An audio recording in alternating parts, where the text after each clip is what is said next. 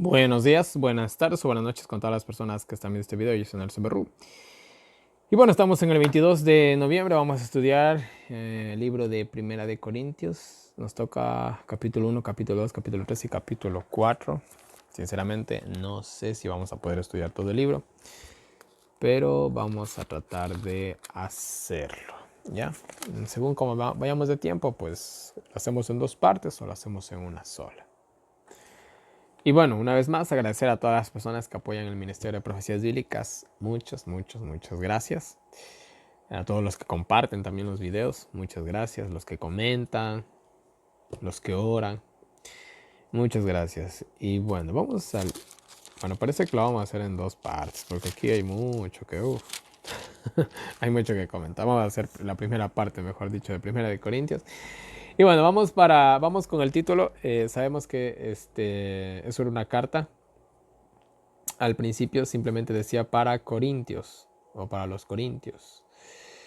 Ese era el título original de este libro. Después se le puso Primera de Corintios.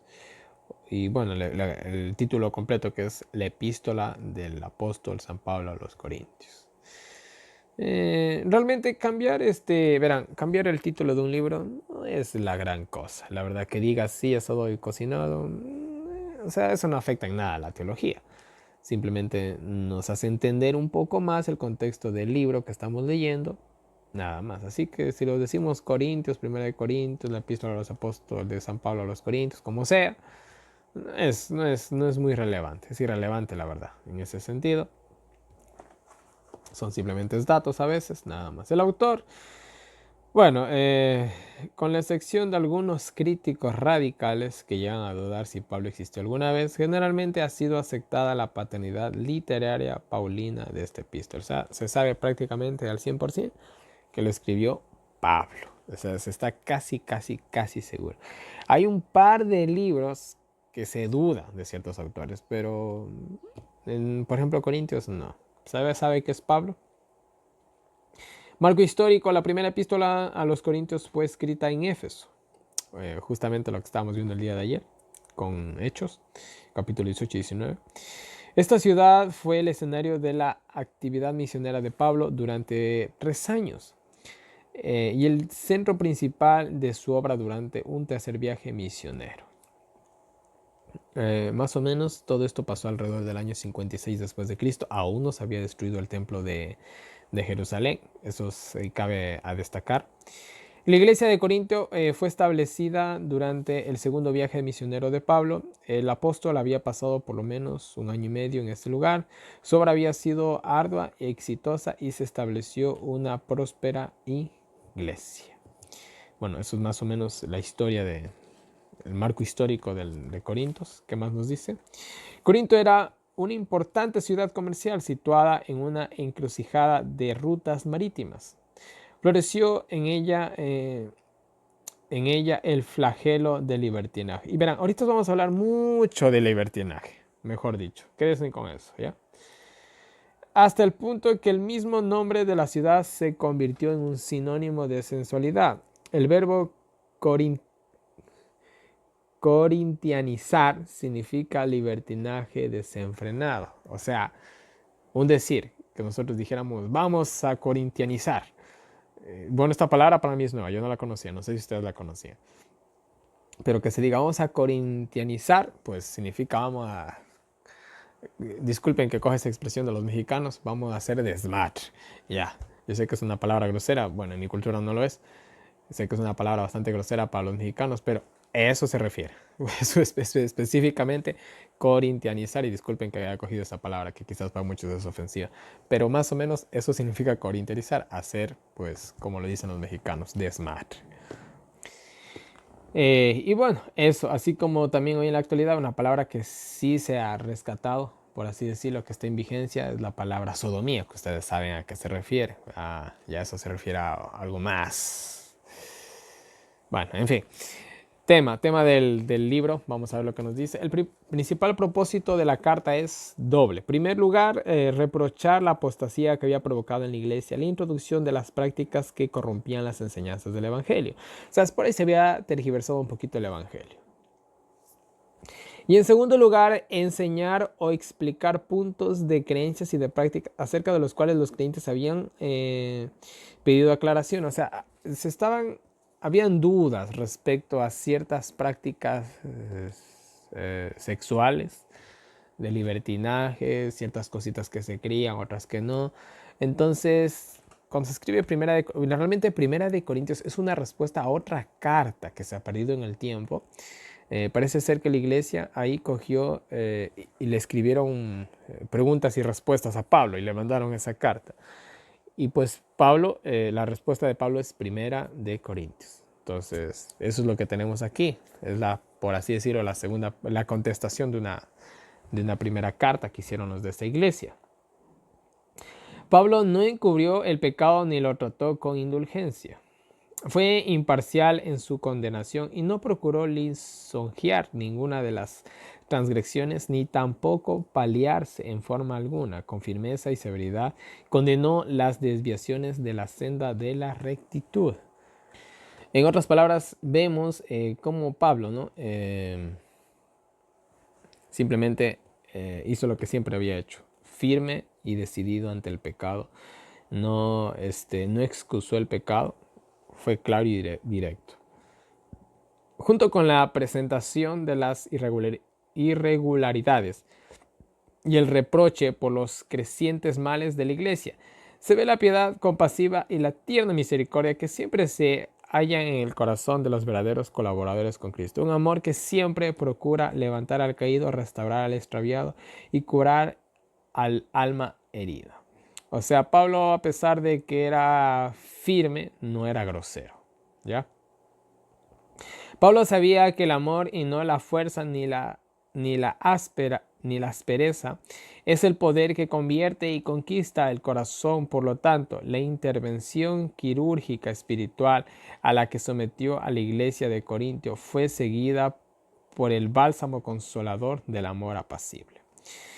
Esto se ve especialmente en la exposición magistral del amor cristiano que se encuentra en el capítulo 13. Ya vamos para allá.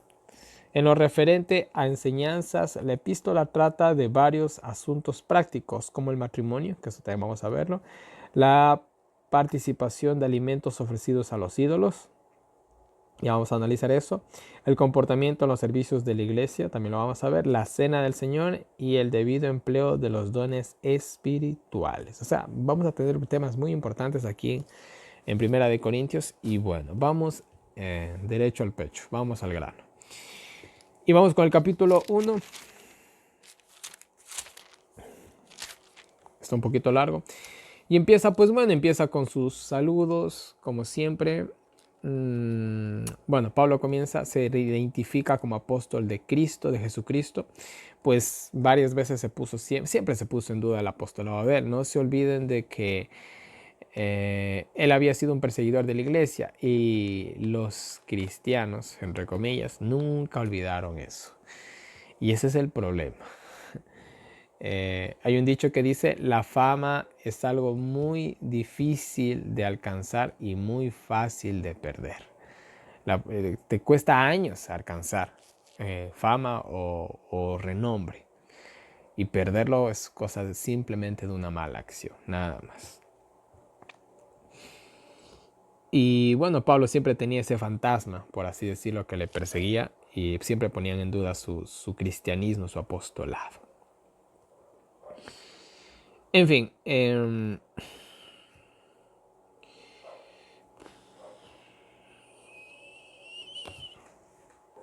Pablo aquí habla de que él es apóstol de Jesucristo. Y él habla con una convicción que para muchos sería incluso hasta arrogante, pero no es así, hermanos.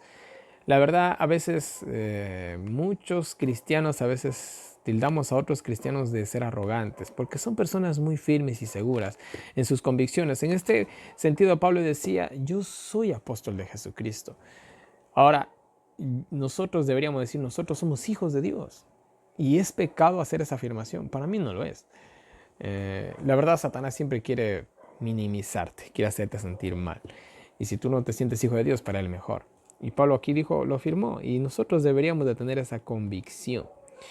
Aquí nos habla de que Pablo estaba, que él estaba con su compañero que se llamaba Sóstenes, y no es el mismo que leímos en el día de ayer.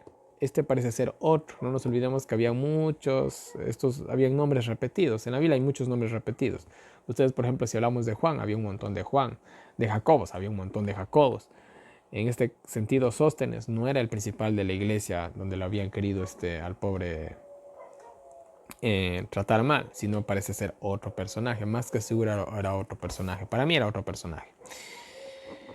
Y bueno, da su saludo a los santos de la iglesia en Corintios, que invocan el nombre de Jesucristo. A pesar de que la iglesia de Corintios no era una iglesia perfecta, había ciertas cosas para destacar, y vemos que Pablo inicia con un saludo. Les llama santos, pero nosotros cuando hablamos en la Biblia de santos, es como cuando hablamos de alguien que escucha rock. ¿Cómo se les llama a los que escuchan rock? Se llaman rockeros, así se los llama. A los que escuchan reggaetón se los llama reggaetoneros. A los que caminan o encaminan el camino a la santidad o tratan de seguir el camino de la santidad, ¿cómo se los llama? Se los llama santos. A eso se refiere santos en la Biblia, no a personas. A nosotros, lastimosamente, la cultura católica, la religión católica nos metió la idea de que cuando se habla de un santo, se habla de alguien que no toca tierra.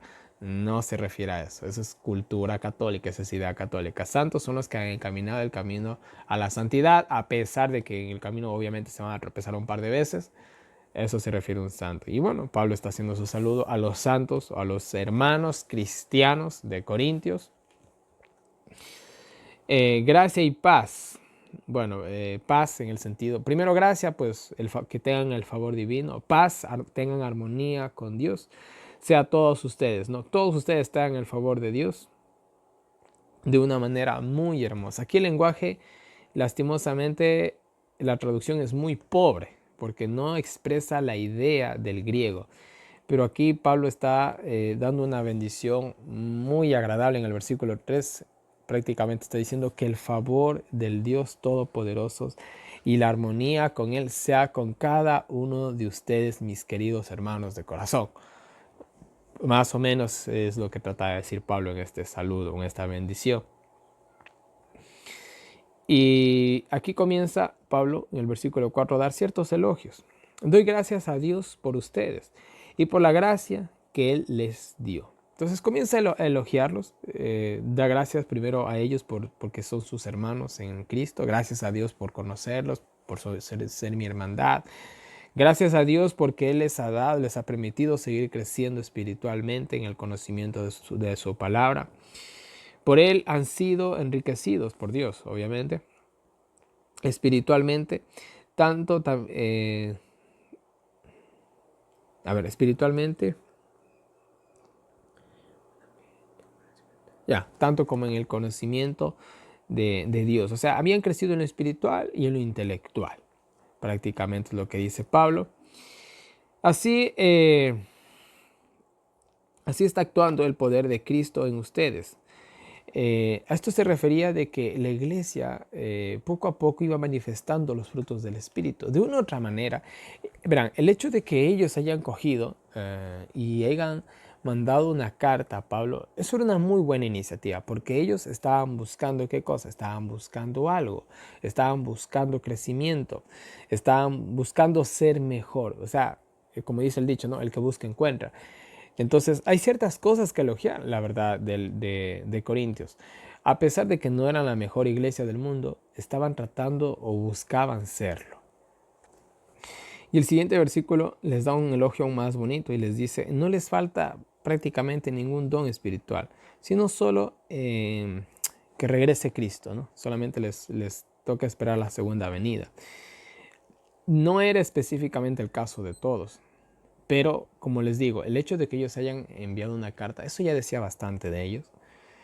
Y habían progresado mucho, pero aún les faltaba aún más. Porque, como yo les dije en videos anteriores, el camino cristiano no es que ya me leí toda la Biblia y ya estoy completo. No, es un trabajo de toda la vida en realidad.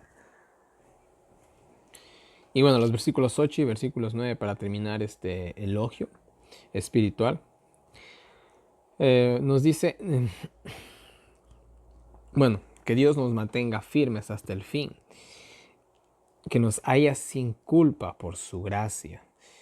Y bueno, ya hemos hablado de la justificación por la fe. Esa es la idea de la justificación por la fe. La verdad es que eliminemos el pecado para prepararnos para cuando Cristo venga algún día en las nubes de los cielos y nos encuentre sin culpa, que ese es el objetivo realmente de todo cristiano, estar intachable en la presencia de Dios. Fiel es Dios y sus promesas, que nos llamó a tener comunión con su Hijo. Y ahí está, comunión con su Hijo. La idea de Dios es que nosotros seamos uno solo. Seamos uno solo, pero en Él, no en nosotros mismos, sino en Él. Seamos parte de, es justamente esa fue la oración de Jesús, ¿no? Seamos, que todos seamos unos solos, pero en ti. Y bueno, ese es el saludo inicial de Pablo. Y los versículos, bueno, vamos a ver ahora, bueno, un poquito del reproche del espíritu facioso que había en la iglesia, del versículo 10 al versículo 13. Y miren, el versículo 10 empieza así. Los exhorto, hermanos, queridos, por medio de Jesucristo. Primero que nada, lo que va a decir Pablo lo dice en el nombre de Cristo. Y todo nuestro argumento cristiano siempre tiene que ser en el nombre de Cristo con la autoridad divina. Y es lo que Pablo va a usar aquí. Que todos estén de acuerdo, que no haya divisiones, que haya una unión perfecta en ustedes. Bueno, esta unión habla específicamente en la unión que tiene el Padre, el Hijo y el Espíritu Santo, mentalmente, un mismo propósito, un mismo plan, un todo. O sea, Pablo les insta a esto. ¿Por qué? La familia, bueno, parece que había una familia que eran específicamente los que habían enviado la carta, que era la familia de Chloe. No sabemos exactamente quiénes eran, pero bueno. La familia de Chloe me ha informado que hay divisiones entre ustedes. Había muchas divisiones en esa iglesia. Podríamos decir que había un poco de error doctrinal. Cada quien dice que es de un bando diferente. Unos dicen, yo soy de Pablo, yo soy de Apolos, la historia que acabamos de ver el día de ayer. Yo soy del apóstol Pedro, yo soy de Cristo.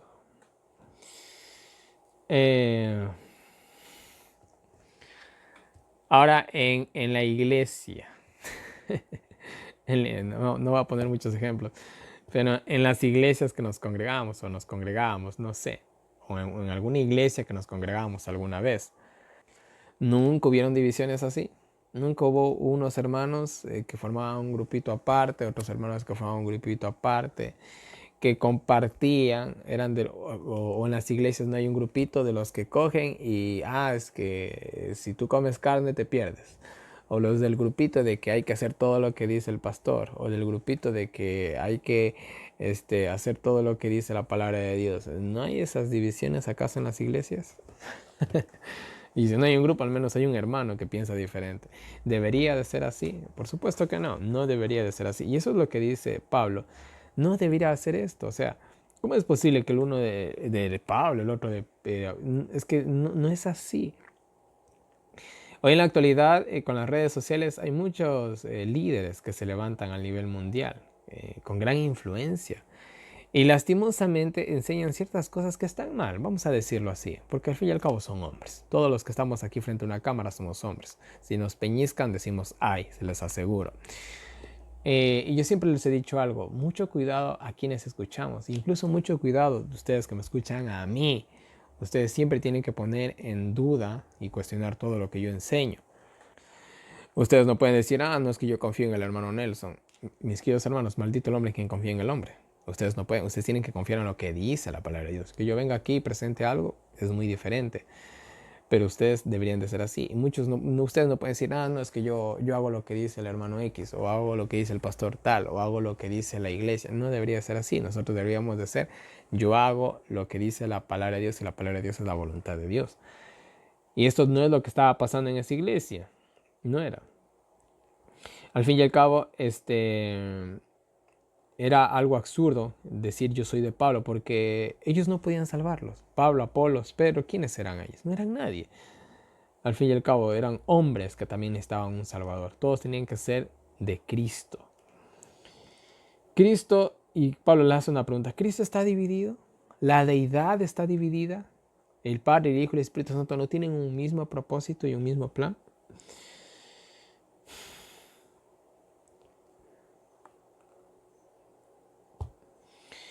fui crucificado, o bueno, Pablo aquí dice, ¿no? ¿Será que Pablo, o será que yo fui crucificado por ustedes? ¿Yo di mi vida por ustedes? ¿Yo los puedo salvar? ¿O fueron bautizados en mi nombre? ¿En nombre de quién fueron bautizados? ¿No fueron bautizados en el nombre del Padre, del Hijo y del Espíritu Santo? Pablo le está aquí haciendo entender a ellos lo ilógico y lo irrazonable que estaban haciendo al decir, es que yo soy de esto, yo soy de aquello, yo soy de lo otro. Y lastimosamente eso pasa. A veces nosotros no hacemos seguidores de hombres, sino seguidores de Dios. Vemos que alguien que nosotros admiramos muchísimo afirma un error y a pesar de todo, ahí estamos. No debiera de ser así, hermanos. Yo siempre he dicho, si ustedes algún día me ven a mí que yo cometo un error, no lo sigan, mejor repróchenme, desechen realmente esa enseñanza. Pero en la actualidad hay muchos grupos divididos. Hay unos que creen una cosa, creen una otra cosa. Es que yo creo al pastor tal. No debiera de ser así. No debiera de ser así. Y bueno, estas cosas simplemente van a aumentar con el tiempo del fin. Aunque se ha demostrado muchos errores que han cometido muchas personas, esas personas tienen gran influencia y muchos seguidores más. No debiera de ser así, mis queridos hermanos. Lo siento, siempre tiene que ser, lo escrito está, pero es una persona muy respetable, muy admirada, es un hombre de Dios, lo que sea. Lo siento, pero está yéndose en contra de Dios y hasta ahí llego. Nada más. Vamos con los siguientes versículos.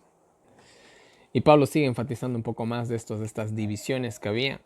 Y enfatiza algo muy interesante. Gracias doy a Dios que a ninguno bauticé, sino solamente a Crispo y a Gallo. Para que no digan que los bauticé, para que no digan, es que yo soy del bando, yo soy del bautismo de Pablo.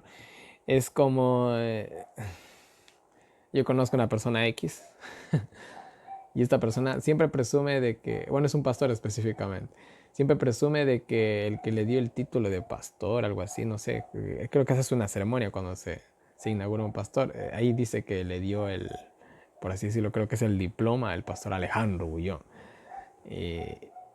Y al fin y al cabo digo, ¿y eso qué importa, no? Pudo haber sido también Ted Wilson. O sea, eso a nosotros nos hace más especial o... La verdad no importa, la verdad no importa. Son cosas simplemente banales que no tienen sentido alguno. O sea, hay personas que, por ejemplo, presumen también, puede ser en el buen sentido de la palabra, ser bautizados quizás un decir, ¿no? En el río Jordán. Ya. ¿Eso a uno lo hace más que a otros? La verdad no nos hace. Que a mí me haya bautizado Pablo, Apolos, Pedro, ¿eso me hace más que a otros?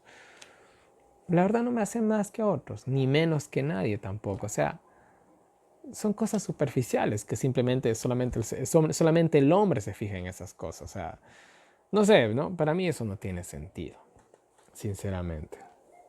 Yo tengo muchos pastores que yo admiro, pero son esos, los puedo admirar por su gran trabajo, pero no más. El hecho de que yo lo conozco, hable con él o no me hace ni más ni menos, ni es especial la situación.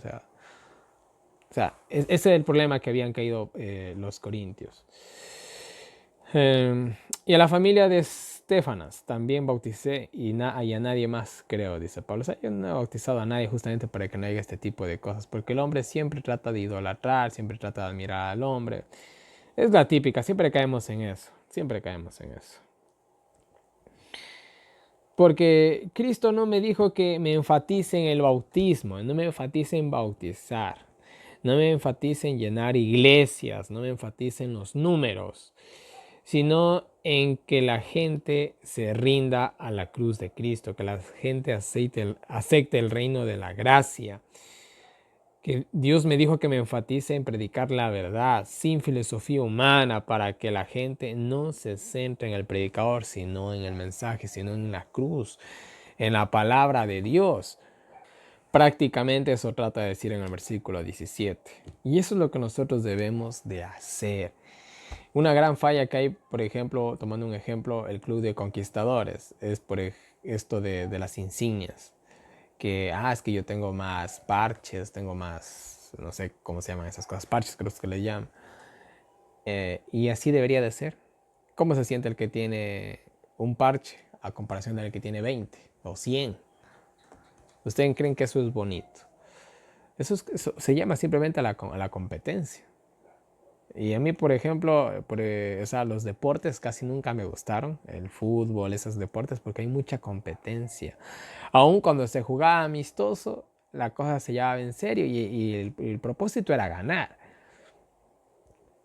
Y no era así, la cosa era divertirse. Y yo de manera personal a veces cuando participaba incluso a veces en la iglesia, se hace este tipo de cosas, a mí no me gustaba participar.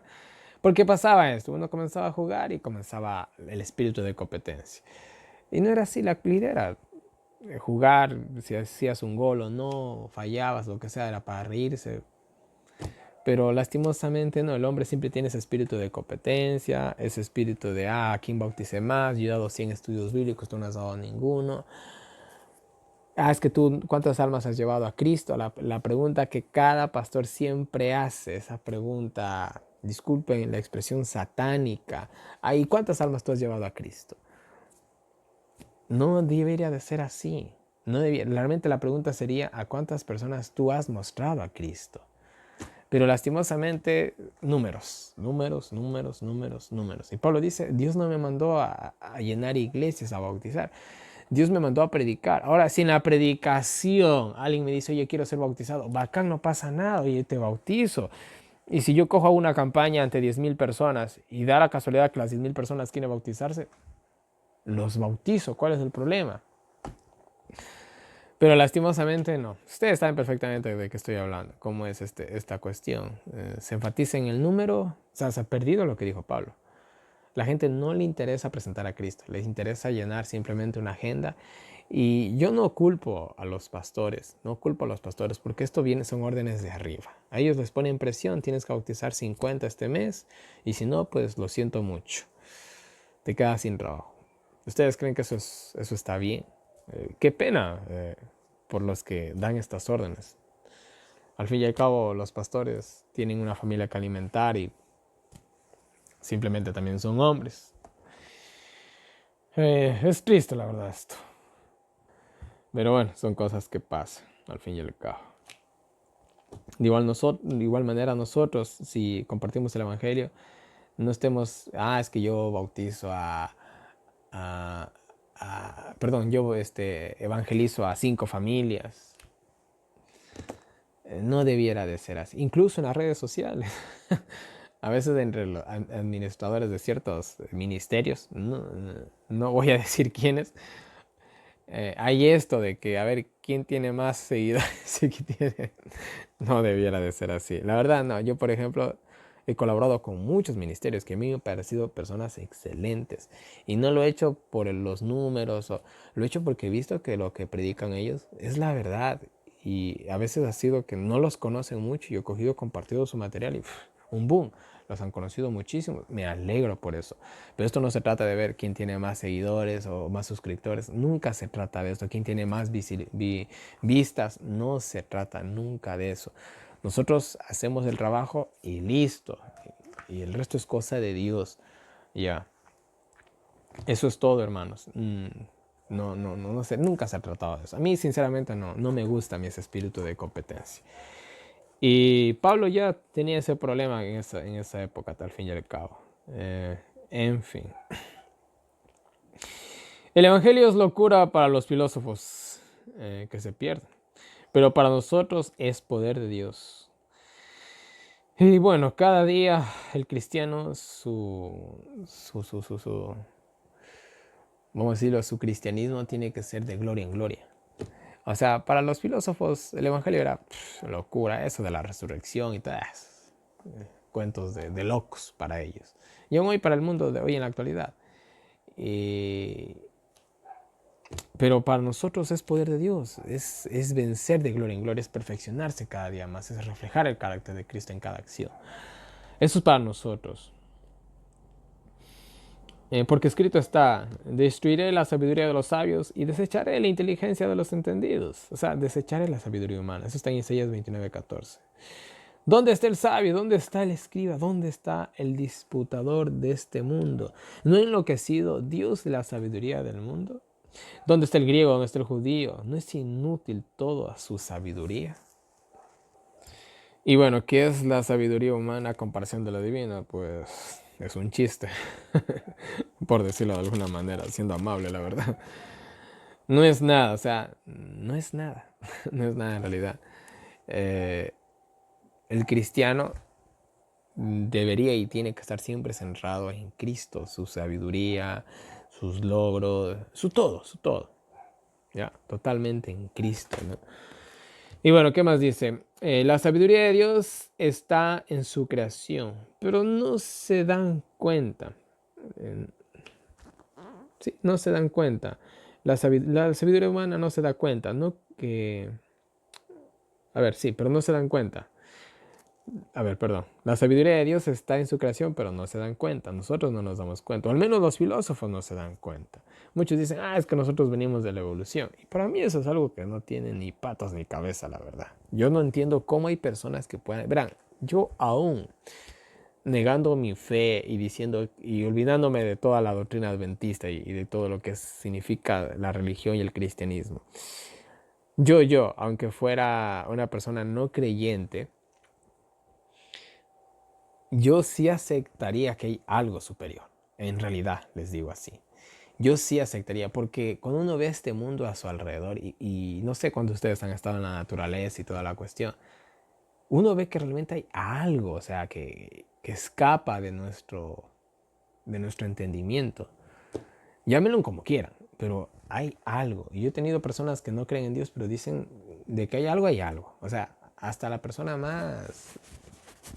más culta o inculta se da cuenta que hay algo superior. Pero creer que realmente salimos de la nada y estos son simplemente millones y millones de años de perfección, eso no tiene sentido. Eso solamente, disculpen, solamente un tonto puede creer algo así. Pero bueno, tontos han habido toda la vida y lo seguirán habiendo.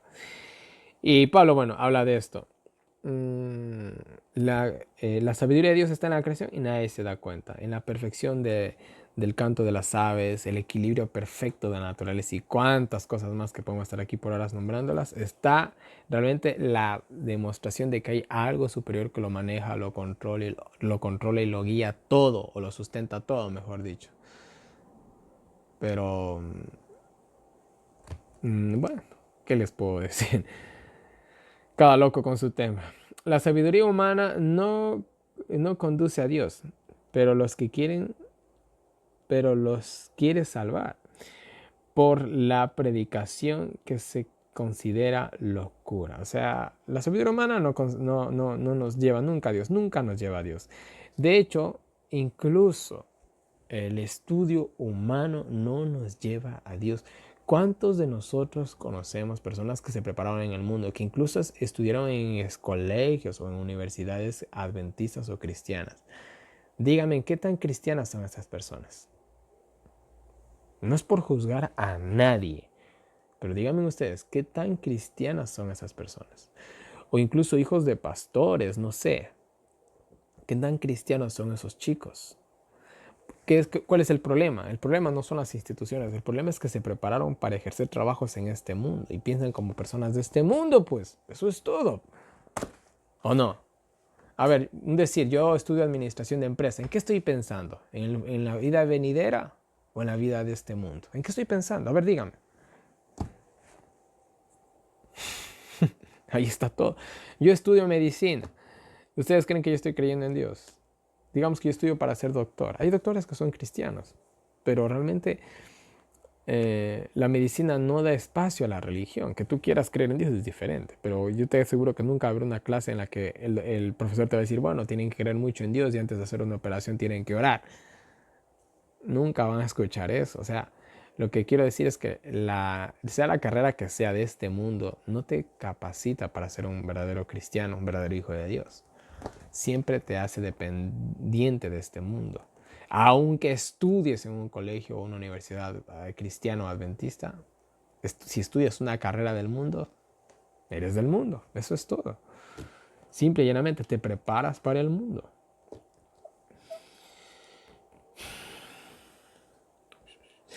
El judío pide milagros y el griego sabiduría. Pero nosotros predicamos a Cristo crucificado. Y bueno, aquí Pablo cuando habla dice a Cristo crucificado, se está refiriendo a Cristo. Estamos predicando a un Mesías que fue crucificado, que fue tratado como un ladrón, como lo peor de lo peor. Y esto es una ofensa a los judíos. Los judíos no podían aceptar la idea de que su Mesías haya muerto de la manera más vil y vergonzosa de esa época. Y de igual manera, los gentiles o los griegos, era algo ilógico y irrazonable toda la historia de Cristo, tanto la resurrección, su vida, o sea, para ellos los dioses eran una cosa increíble. Y pensar que un dios, el dios verdadero, murió en una cruz y vino como hombre, sufrió como hombre, era totalmente absurdo. Aún hoy en la actualidad, para muchas personas es absurdo que creer que el Dios verdadero vivió esa vida. O sea, no es fácil, verán, no es fácil aceptar esas cosas. Para los verdaderos cristianos, ¿no?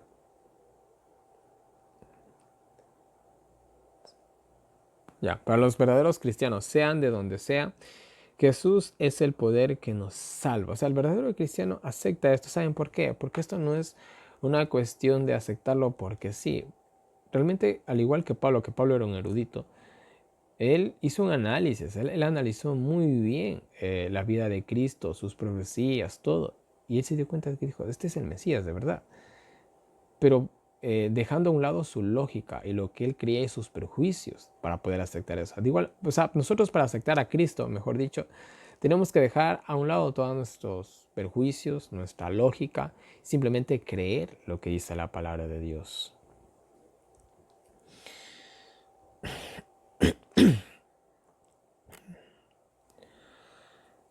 Pues lo que parece locura de Dios para el hombre es más sabio que lo que llaman sabiduría los hombres. Y es increíble porque verán, cuando nosotros analizamos el plan de salvación, oye, ahí hay una sabiduría. O sea, verán, si Cristo hubiera venido como rey, así como lo esperaban los judíos, Cristo no hubiera hecho, les aseguro así, no hubiera hecho ni el 1% de lo que ha hecho hasta el día de hoy en toda la historia de la humanidad. Pero Jesús vino de una manera tan perfecta que cambió el mundo. Y no solamente cambió el mundo, sigue cambiando vidas hasta el día de hoy. O sea, es una cosa increíble. Pero muy pocos podemos comprender eso. El hecho de entender, y esto lo estudiamos bastante en el libro de Juan, en la introducción, de que el Hijo de Dios vino en carne de pecado. O sea, es una cosa increíble. Pero eso solamente los que nos afanamos a entender lo vamos a entender y apreciar, obviamente. Vamos terminando. Y desen en cuenta que entre ustedes son muy pocos los sabios, entre ustedes son muy pocos los de noble cuna, está diciendo Pablo. Porque el Evangelio tiene más éxito con los humildes. ¿Por qué? Porque el humilde está más propenso a aceptar. El humilde, el ignorante, está más propenso, o sea, es como un vaso vacío. ¿Qué es más fácil llenar? ¿Un vaso vacío o un vaso lleno? Obviamente es un vaso vacío. Es más fácil. Para llenar un vaso lleno tienes que tomarte la labor de botar lo que haya tenido o ponerlo en otro recipiente. Eso ya es una labor. Si tú quieres tomarte un vaso de agua, yo te aseguro que tú coges un vaso vacío, no coges un vaso lleno. Entonces, en ese sentido, las personas más humildes de este mundo son más propensas porque son vasos vacíos, vamos a decirlo así, en todo el sentido literal, simbólico, espiritual. Son más fáciles de aceptar la verdad. Antes, lo que parece necio en el mundo, Dios escogió para avergonzar a los supuestos sabios y lo débil para de igual manera vencer a lo fuerte. Y lo vil, lo más degradado, sí, lo más degradado de igual manera para humillar a lo más alto del mundo, lo más escogido del mundo. Para que nadie se jacte o se alabe delante de Dios. Hay una frase que dice que la reputación de un hombre se juzga por la reputación de sus enemigos. Ahora, si tu enemigo es alguien insignificante, ¿qué significa? Que tú eres insignificante. Lo voy a poner así. Hablemos, por ejemplo, en el mundo del box. Vamos a hablar así. Hay un boxeador que fue muy famoso. Por ejemplo, digamos, este era este boxeador Mike Tyson. Si lo han de conocer, más de uno ha escuchado de él, Mike Tyson. Y este hombre, son contados con los dedos de las manos, y de una mano creo, los que llegaron a vencerlo. Imagínense lo que era vencer a este tipo que prácticamente todas sus peleas las ganaba en knockout. O sea, pocos van a ser los que pueden presumir y decir yo vencí a Mike Tyson. Poquísimos son los que van a poder decir eso. Si hablamos en el mundo del fútbol hoy en la actualidad, los jugadores más famosos del mundo, aunque a mí personalmente no me gusta mucho el fútbol, pero algo se escucha, ¿no? Cristiano Ronaldo y este man de Messi, así creo que se llama. Pocos van a decir, pueden ser los jugadores del mundo también que van a decir, yo jugué contra él y le vencimos, o le ganamos un partido, o yo le engañé en una jugada. Pocos van a ser los jugadores del mundo que también digan eso. Y ahora imagínense, ¿no? Si un decir, hablando del box, a Mike Tyson hubiera ganado un principiante. ¿Qué tal si a estos jugadores de fútbol les ganara un muchacho de 16 años? ¿Ustedes qué creen que pasaría con el orgullo de estas personas? Quedará bastante dolido. Quizás, bueno, no sé, ¿no? Quizás lleguen a admirarse de la persona, obviamente, que les vence, ¿no?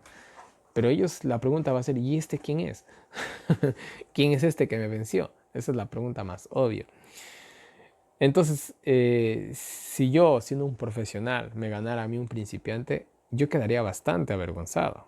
Yo quedaría bastante avergonzado. Entonces, es por eso que Dios, y tomé estos ejemplos para ilustrar lo siguiente que estábamos leyendo, es por eso que Dios coge a lo más humilde para vencer a lo más sabio. De esa manera, Dios está diciendo, tú no eres nadie. Vamos a un ejemplo bíblico, bien conocido, David y Goliat. ¿Quién era David? David era un muchacho como de 16 años, o sea... y por eso incluso Goliat se enfada porque le mandan a un niño. ¿Ya? Goliat era un hombre gigante de 3 metros y algo, creo. Entonces, yo me imagino la risa que están de haber pegado los filisteos cuando vieron a David con una onda. Encima va con una onda. Hubiera sido diferente que David hubiera ido, no sé, con una espada luminosa y un escudo que resplandecía como el sol. Pero el hombre va con una onda, un juguete de niños, no sé, pero yo cuando era niño jugaba con eso. Y lo vence. Y en el momento en que Dios hace esta acción, pues humilla el orgullo del hombre. Porque para nosotros, para salvarnos, nuestro orgullo tiene que quedar totalmente en el polvo, totalmente en el piso, pisoteado y despreciado. Así tiene que quedar nuestro orgullo. Si no, Dios no puede hacer nada por nosotros, mis queridos hermanos. Es por eso que Dios siempre coge a lo más humilde, para coger el orgullo humano, hacerlo pedazos y ahí sí hacer una nueva persona, levantarnos, pero en Cristo, no en nosotros.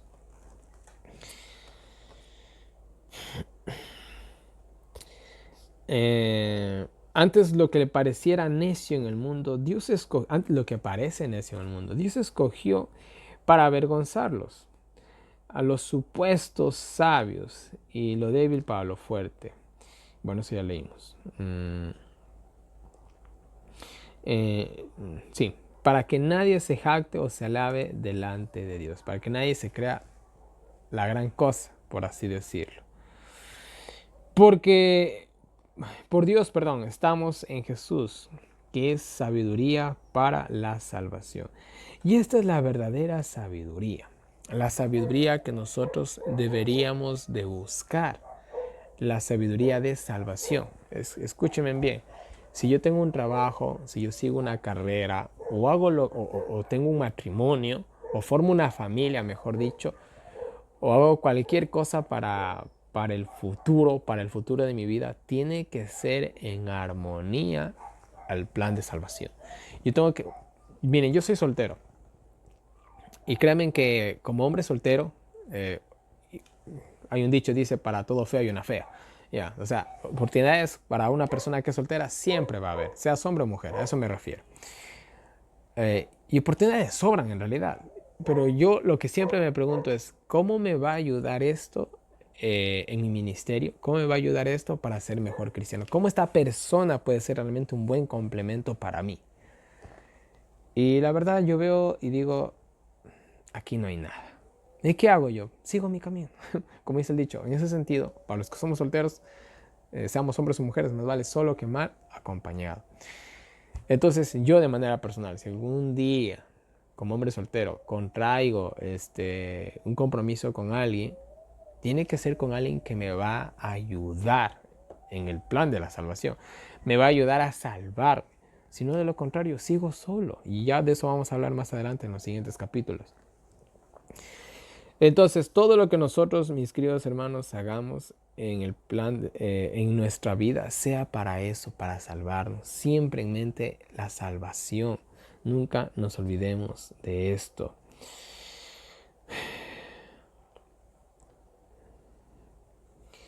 Y terminamos el versículo 31 y dice, si nos alabamos, que sea en conocer a Cristo como su Salvador. En otras palabras, más bonito suena decir lo siguiente: yo soy cristiano, en vez de decir yo soy ingeniero, yo soy doctor, yo soy teólogo, yo soy lo que sea. Más bonito suena o debería de sonar para nosotros soy cristiano. Pero a veces decir soy cristiano es símbolo de vergüenza para algunos. Esperemos que nunca sea el caso de las personas que me están oyendo o de los que nos hacemos llamar cristianos, pero a veces así es. A veces con vergüenza decimos soy cristiano, casi murmurando. Eso no debería decir. Pero cuando si se tratara de presumir algo, no, es que yo soy empresario, o yo soy doctor, o yo soy ingeniero. Eso sí nos llena de mucho orgullo. Pero ¿cuántos nos gloriamos en ser cristianos? ¿Cuántos nos gloriamos en Dios? Vamos a las citas del Espíritu de Profecía y para terminar el capítulo 1 y seguimos con el capítulo 2. Y bueno, no he leído las citas, vamos a ver qué nos dice. La primera cita nos dice: lecciones para cada iglesia. Nos dice así: cada miembro de la iglesia debiera leer el tercer capítulo de la primera epístola a los Corintios. Y bueno, ya vamos para llegar allí. Con cuidadosa consideración y con oración. El primer capítulo y el segundo de esta epístola preparan el camino para el tercero, y en esto hay lecciones para cada miembro de iglesia en nuestro mundo. La causa de sus dificultades se revela claramente. Y bueno, ya vamos a llegar al capítulo 3, pero haciendo un pequeño spoiler, el capítulo 3 nos habla de... nos habla del alimento espiritual. De colaborar con Cristo, fundarnos en Cristo, el templo de Dios, los cuerpos. Son temas bien interesantes, nos vamos ahí a explayar bastantísimo, pero bueno, vamos a las siguientes citas del Espíritu de Profecía. La siguiente nos dice: custodiad la iglesia contra engaños. Miren, mucho cuidado. Las instrucciones en esta epístola está dirigida a la iglesia de Dios en Corinto y tenía el propósito de que fuera enviada a cada lugar donde hubiera grupos de santos o de hermanos cristianos que tenían la fe en Jesucristo. Como miembros de la iglesia de Cristo, se les dice que sean santificados en Cristo Jesús, llamados a ser santos mediante el bautismo. Se comprometen a un ministerio de buenas obras, procurando salvar a otros que no conocían la verdad. La iglesia de Corinto estaba constituida principalmente por gentiles. Pablo había trabajado con fervor entre ellos y los había llevado al conocimiento de la verdad, pero después de que Pablo los dejó, se levantaron falsos maestros que pusieron en duda el apostolado de Pablo y su ministerio. Y eso ya lo vimos incluso en libros posteriores. Muchos comenzaron a meterles chismes, cuentas, que Pablo es así, Pablo es asado. En fin. Hablaban despectivamente con desprecio. Y trataban de hacer comparaciones entre ellos y él para rebajarlo ante los ojos de la iglesia. O sea, no, si Pablo era un perseguidor, era así, era un asado, era un fariseo. ¿Sí me entienden? Siempre, ¿no? En fin, Pablo no procuraba ensalzarse, pero cuando algunas falsedades amenazaron con destruir los frutos de su ministerio, la fidelidad a su misión hizo necesario que él honrara a Dios defendiendo su carácter, el de Pablo, y magnificando su cargo.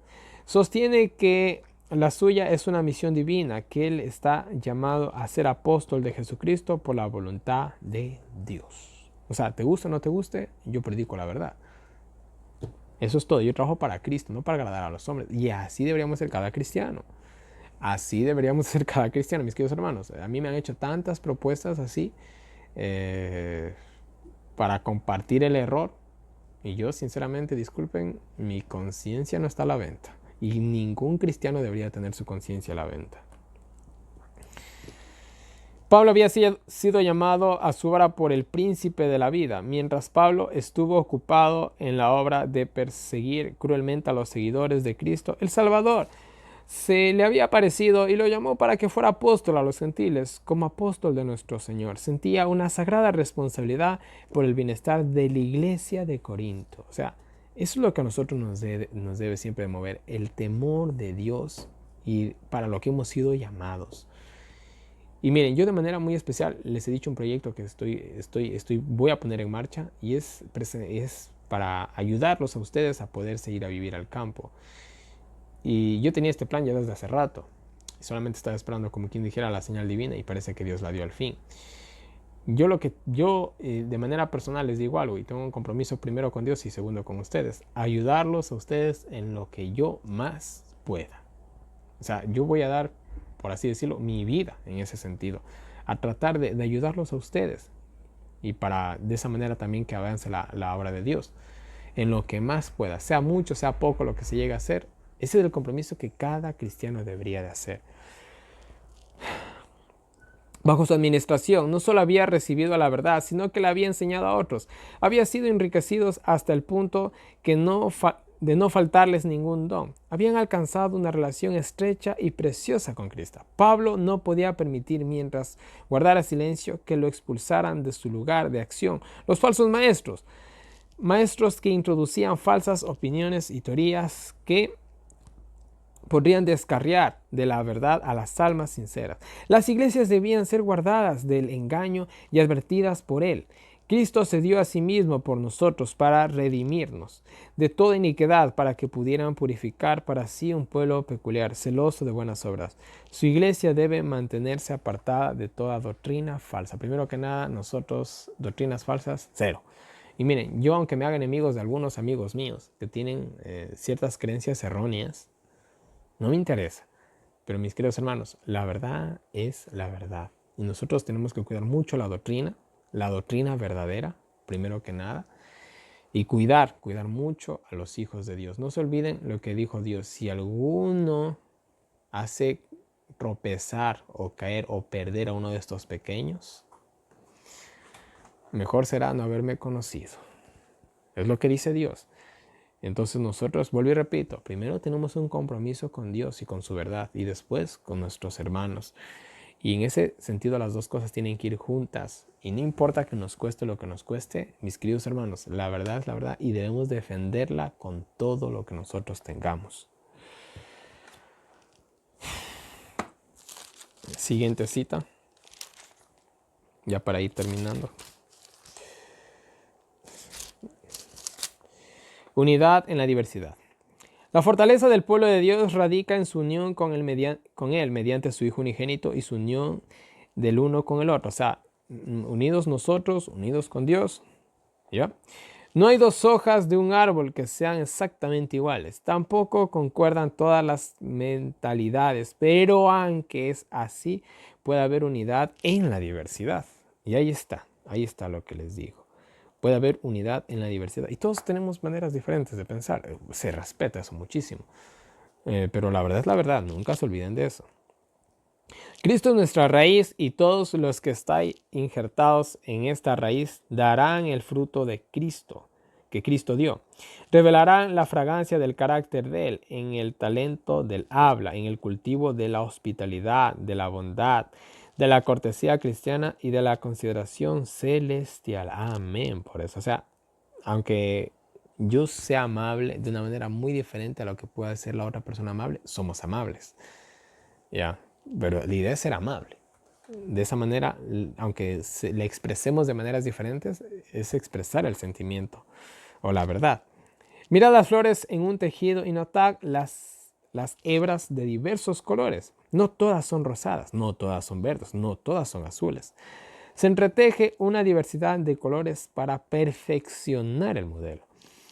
Así es en el plan de Dios. Él tiene un propósito al colocarnos donde debemos aprender a vivir como individuos. Todos no somos idóneos para hacer la misma clase de obra, sino que la obra de cada hombre ha sido dispuesta por Dios para ayudar a construir su plan. O sea, como más adelante vamos a ver los miembros del cuerpo de Cristo. Muchos seremos pies, otros seremos ojos, otros seremos orejas, otros seremos dedos, brazos, no sé. Pero el ojo será menos que la boca, la mano menos que el pie, o más que el pie. No, todos son importantes. Que hagamos trabajos diferentes es muy diferente. Es como, por ejemplo, ¿será un predicador mejor que un cantante de música cristiana, de verdadera música cristiana? ¿Será un predicador más que un cantante o menos que un cantante? Ni lo uno ni lo otro, son iguales. ¿Ya? Son iguales. Yo lastimosamente no tengo el don de cantar. Me gustaría tenerlo. Pero tengo el don de predicar y le saco fruto y provecho a eso.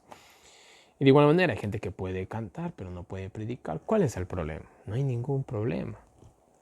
No hay ningún problema. Todos somos parte esencial en el plan de salvación. Y listo. Y de igual manera, no esperemos que otros tengan el mismo talento que nosotros tenemos. Por favor. Dios a cada cual le da un talento. Respetemos el talento de cada persona. Y si tú haces eso, no esperes que los demás lo hagan. Cosa de cada cual. Y bueno, la penúltima cita nos dice: Cristo, la piedra de unión. Pablo pregunta: ¿está dividido Cristo? ¿No tenemos una cabeza espiritual? Cristo ha sido la piedra de reunión, la principal piedra angular de todos los siglos. Los patriarcas, el sacerdocio levítico, los cristianos de hoy día, todos tienen un centro en él. Es el todo y en todos, Cristo. ¿Verdad? Por ejemplo, mira, los católicos que dicen: no, la piedra es el apóstol Pedro. ¿Y en cuántos errores han caído? Los judíos: no, los escritos de Moisés. ¿En cuántos errores han caído? Si se dan cuenta. En fin. Y la última cita nos dice: Dios mide no con las normas del hombre. Dice: debido al orgullo y a la ambición de los hijos de los hombres, Dios ha preferido realizar sus grandiosas obras por medio de los instrumentos más sencillos y humildes. Dios no elige a los hombres a quienes el mundo honra como grandes talentos o brillantes. Elige a los que desean trabajar en humildad y sencillez, reconociendo como su guía y la fuente de su fortaleza. Él anhela que lo convirtamos en nuestro protector y guía en todos los deberes y asuntos de la vida. O sea, necesita personas que no sean autosuficientes, sino que dependan de Dios. Eso necesita Cristo. La majestad del cielo obra mediante quienes le place su providencia. A veces elige a los instrumentos más humildes para hacer la obra máxima, pues su poder se revela en la debilidad humana. O sea, la idea es que la gente no diga: wow, miren ese tipo, sino digan: wow, miren lo que Dios está haciendo en esa persona. Tenemos nuestra norma para medir y mediante ella afirmamos que una cosa es grande y otra pequeña. Pero Dios no mide de acuerdo con la norma de los hombres, no equilibra su balanza de acuerdo con la de ellos. No debemos suponer que lo que es grande para nosotros tiene que ser grande para Dios y que lo que es pequeño para nosotros debe ser pequeño para Él. Y me acuerdo las palabras que le dijo a Samuel cuando fue a elegir al segundo rey de Israel. ¿Qué le dijo Dios a Samuel? Samuel, yo no veo el exterior, yo veo ¿qué cosa? Yo veo el corazón. Porque él cuando vio al hermano mayor de David dijo: ese es el rey. Y miren, el profeta de Dios, el profeta. Y qué profeta que fue Samuel, uno de los más grandes. Pero ¿qué le dijo Dios? Yo no veo el exterior, yo veo ¿qué cosa? El corazón. Entonces, mis queridos hermanos, Dios puede sacar, vamos a decirlo así, grandes estrellas de simples piedras que están rodando en el camino. Y bueno, este es el capítulo 1 y pues bueno, ahí termina el capítulo 1, vamos al capítulo 2. Bueno, continuamos con el capítulo 2 y seguimos con la defensa de Pablo.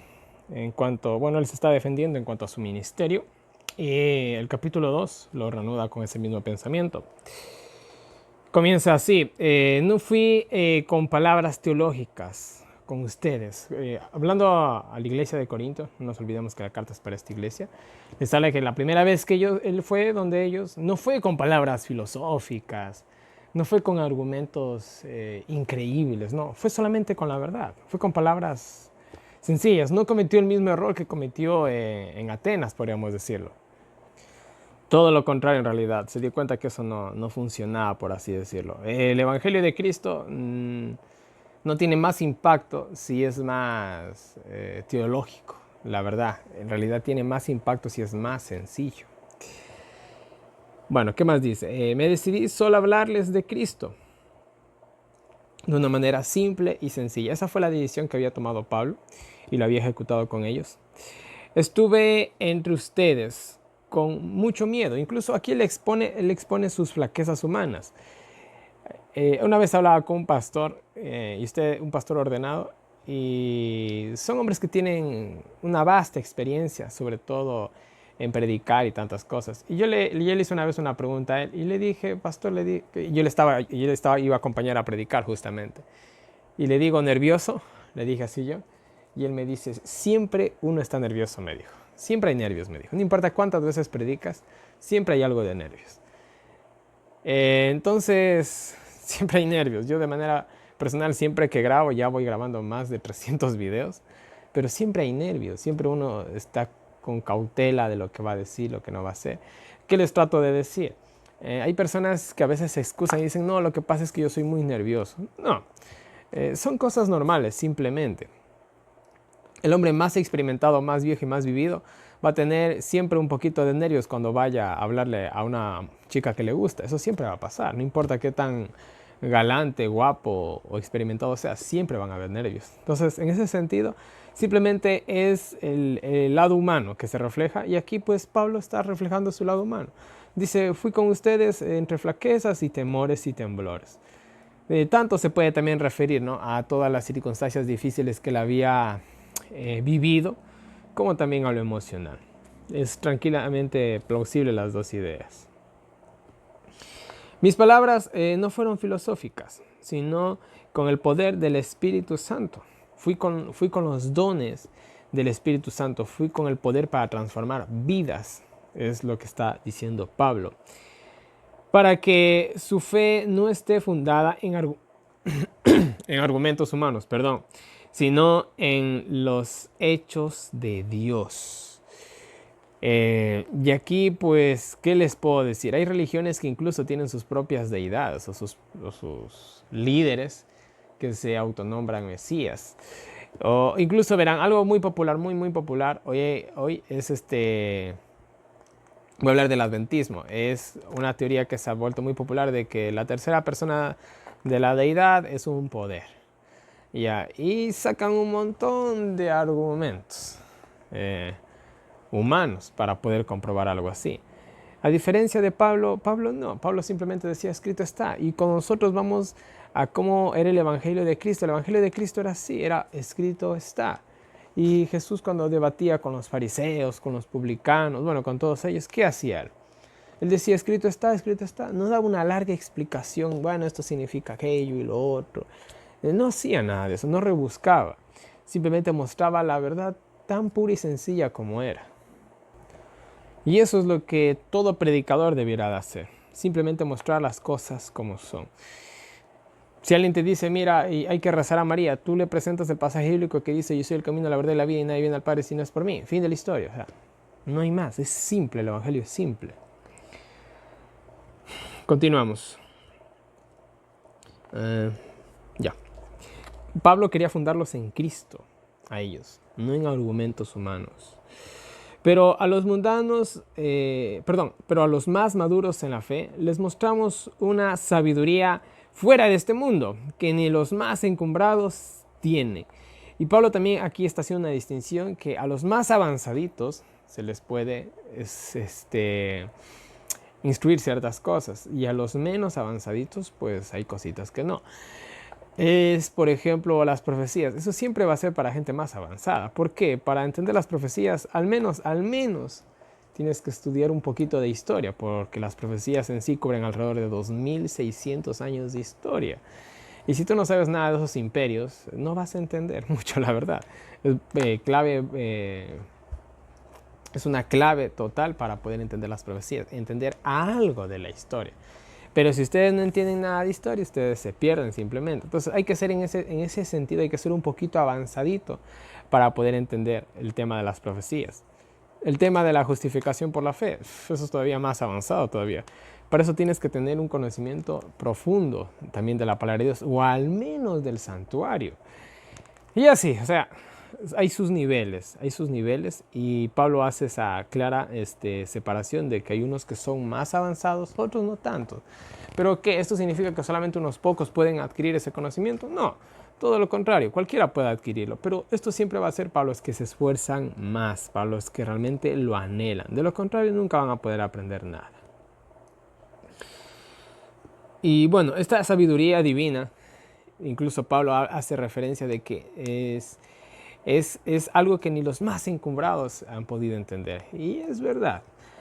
La cuestión divina es algo que ni los hombres más sabios de este mundo, hablando en el sentido mundano, han podido alcanzar. El Evangelio de Cristo tiene una sencilleza y a la vez una magnitud en su mensaje que muy pocos en realidad pueden llegar a entenderlo. Pero bueno, sigamos. Les hablamos del plan de salvación, el cual es desde los siglos para llevarnos a gloria. Y eso es algo que incluso a nosotros se nos hace difícil entender, el plan de salvación. El plan de salvación está estipulado desde el principio, desde antes, desde que se creó el universo, me atrevería a decir, o quizás hasta antes. Dios, como Dios, sabía todo lo que iba a suceder y aún así siguió adelante. ¿Por qué lo hizo? ¿Cuántos de nosotros no nos hemos arrepentido de algo en nuestra vida y hemos deseado viajar en el tiempo y arreglar ese error? ¿Cuántos de nosotros no hemos tenido alguna vez ese sentimiento? Creo que todos nosotros. Pero Dios, que puede controlar el tiempo y se pudo haber evitado tantas molestias, no lo hizo. Bueno, simplemente queda ahí. Sigamos. Ya. Los judíos, o los líderes, que eran prácticamente lo mismo, aquí se hace referencia a eso en el versículo 8, no entendieron pues, si lo hubieran entendido, no lo hubieran crucificado. Ellos no entendieron a Jesús, que era el Mesías, no entendieron que Jesús tenía que morir por nuestros pecados, no entendieron que Él tenía que hacerse vil para de esa manera pagar el precio del pecado. O sea, ellos no entendieron eso, es algo que ellos no, en su mente, en su pobre mente espiritual, era algo que decían, pero ¿cómo es posible? Es como cuando yo entendí el mensaje de la justificación por la fe. O sea, yo aluciné por días, la verdad. Yo no dormía incluso algunos días. Yo alucinaba por días y decía, Cristo vino como nosotros y sí se puede vencer el pecado. Y me pasó más o menos como me pasó con Pablo.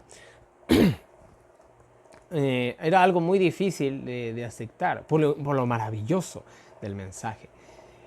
Pero bueno, al final lo acepté y aquí estamos. Y son cosas que son tan sencillas, pero son tan profundas. O sea, yo no sé cómo describirlo, la verdad. No sé cómo describirlo. Pero solamente alguien que realmente desea, el que busca la verdad, puede entender estas cosas, porque anhela entenderlas. Pero el que no busca la verdad, sino solamente quiere confirmar sus creencias, nunca va a ser mucho, en realidad. Nunca va a ser mucho, prácticamente va a ser nada. Bueno, sigamos donde me quedé. Cosas que los sentidos físicos, los 5 sentidos, no entendieron ni comprendieron. O sea, son cosas que se escapa a nuestras facultades cognitivas.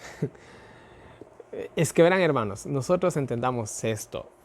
Cuando hablamos de cosas espirituales, hay que entenderlas desde el punto de vista espiritual. A veces nosotros queremos entender lo espiritual con lo mundano. Eso no funciona así. Y el otro día hablaba con una persona y le decía, no hagas esto. Y me decía, no, pero es que ni siquiera, ni si cuánto, muy exaltada esta persona. Y yo le decía, ¿y Cristo hizo eso? Y esta persona me dijo, es que ese era Cristo.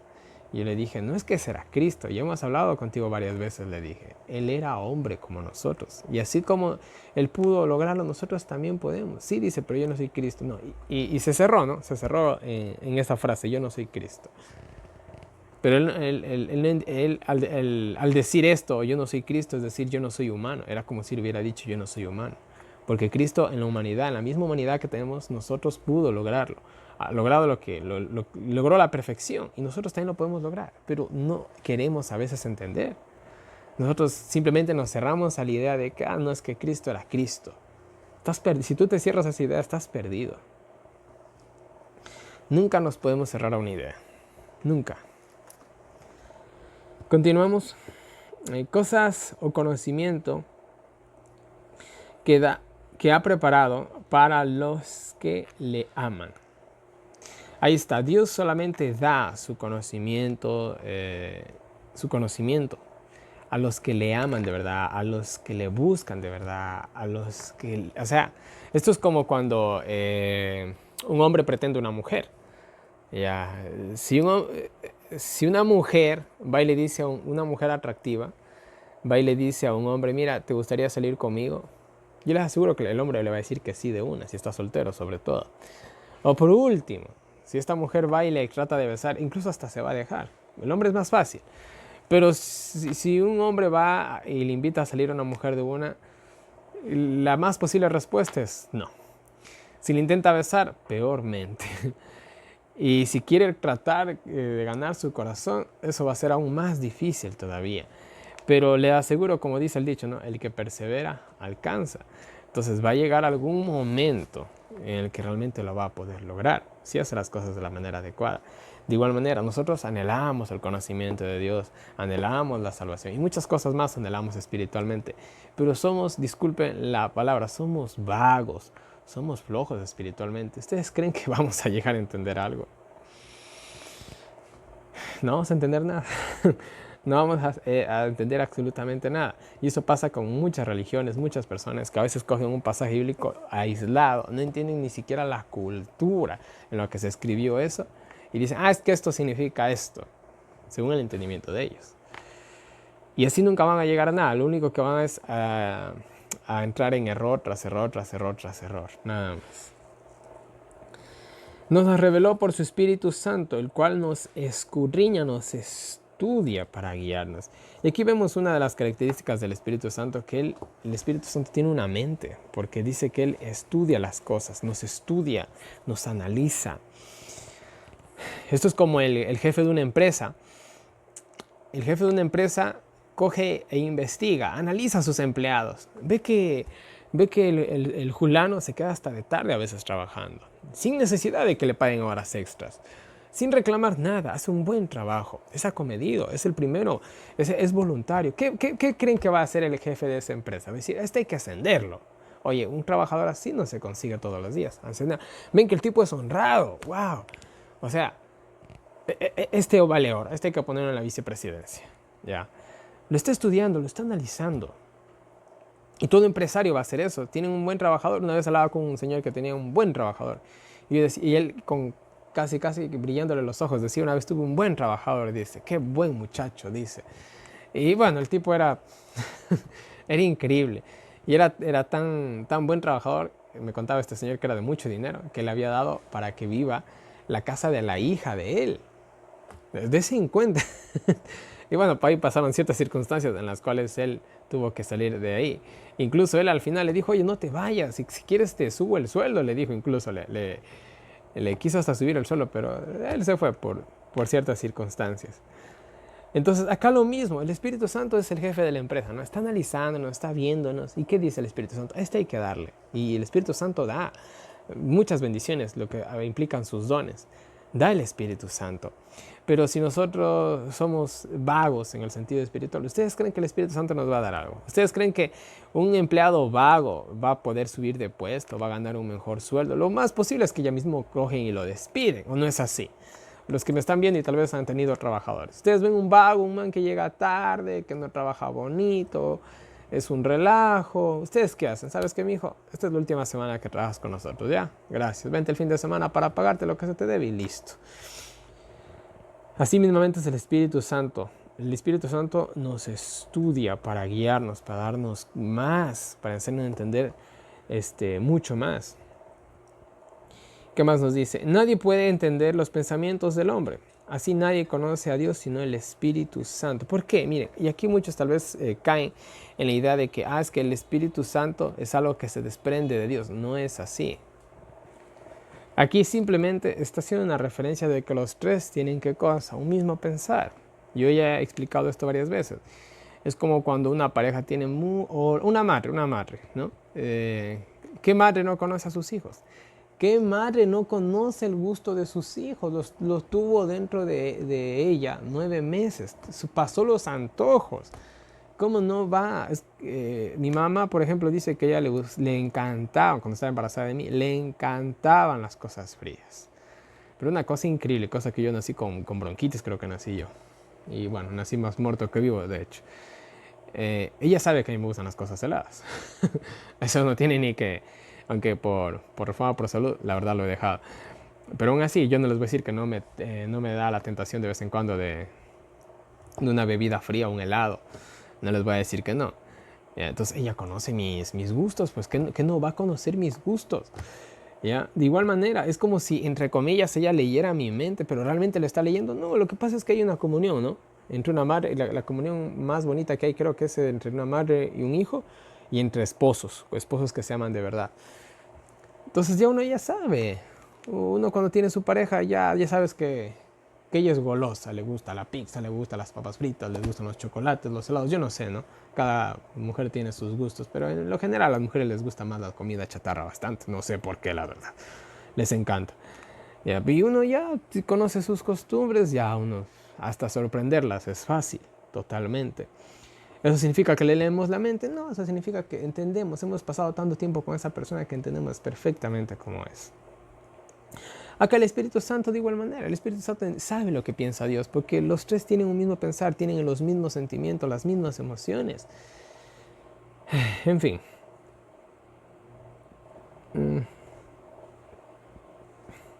Nosotros no recibimos la sabiduría del mundo, sino la de Dios. En otras palabras, el Espíritu Santo nos capacita para irnos ¿a dónde? Al cielo. Pues recibimos la sabiduría del mundo, de Dios, del cielo. Miren, lo cual a ver, ya Pablo está diciendo, no presentamos el Evangelio con argumentos humanos, sino con argumentos espirituales, pues son cosas espirituales. Aquí el comentario bíblico adventista decía una frase muy interesante. Las matemáticas se explican con geografía. No, las matemáticas se explican con matemáticas, por favor. ¿O no es así? ¿Tú cómo das una clase de geografía? ¿Con la tabla de multiplicar o con un mapa? Con un mapa. ¿Ya? O el inglés, ¿con qué das una clase de inglés? ¿Con un libro de quechua? ¿O qué habla un libro de alemán? ¿O un libro de español? No, pues tú necesitas un libro de inglés para dar una clase de inglés. ¿Sí me entiende? Y eso es todo. Pero lastimosamente, como digo, a veces la gente quiere lo espiritual que sea explicado con lo mundano, y eso no es así. No funciona así en realidad. Eso no es así, no funciona así. Lo espiritual es con lo espiritual, te guste o no te guste, y las cosas espirituales se buscan de manera espiritual. Y para ir al cielo, pues, ¿qué es espiritual? Tienes que ser espiritual.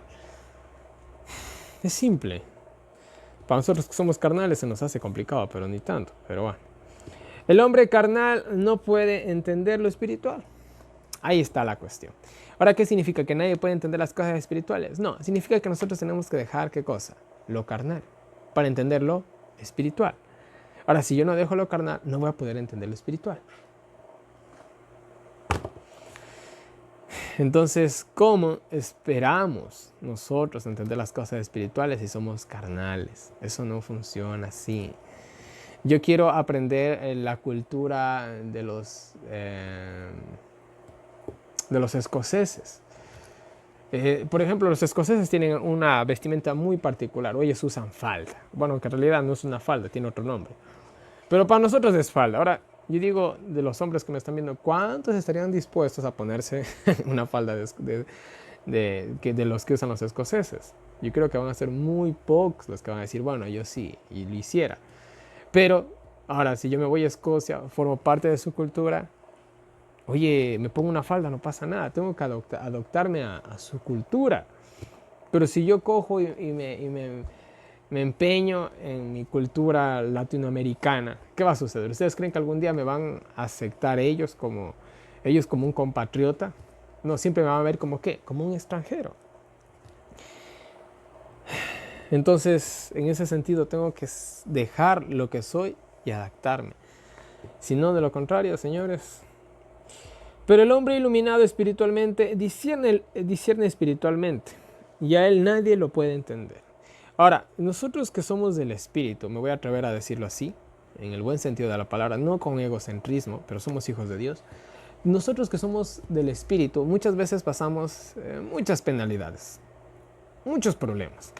¿Por qué? Porque somos del espíritu y queremos que los del mundo nos comprendan. Eso no funciona así. O sea, somos aquí peregrinos, somos extranjeros. Es como el caso que les puse. Mire, voy a hacer voy a tomar un ejemplo un poquito bastante delicado. En nuestros países ha habido una migración de personas extranjeras.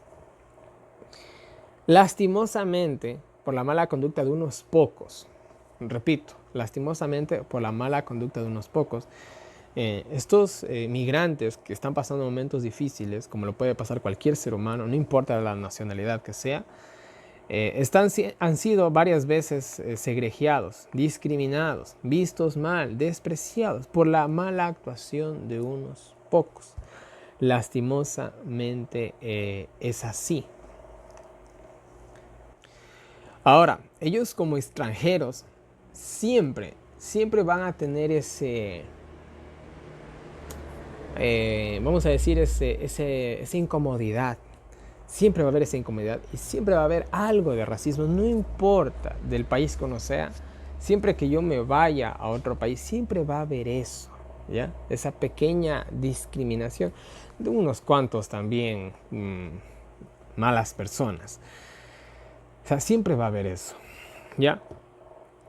Ahora, en ese sentido, un extranjero nunca va a ser bienvenido, no importa en el país que se vaya, porque en el momento en que pasa un problema, ¿qué van a suceder? Es que él es así.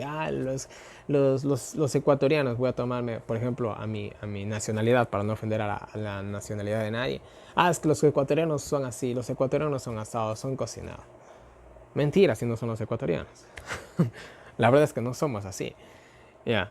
Pero siempre va a haber eso. Entonces, en ese sentido, nosotros somos así como hay personas, y si algún migrante me está viendo, va a entender esto mejor que nadie.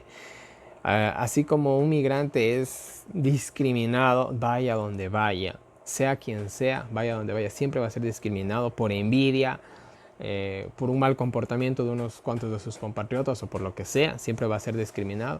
De igual manera, en este mundo, nosotros somos ¿de dónde? No, que pertenecemos a este mundo o al cielo. Nosotros pertenecemos al cielo. Eso significa que en este mundo siempre va a haber algo de discriminación.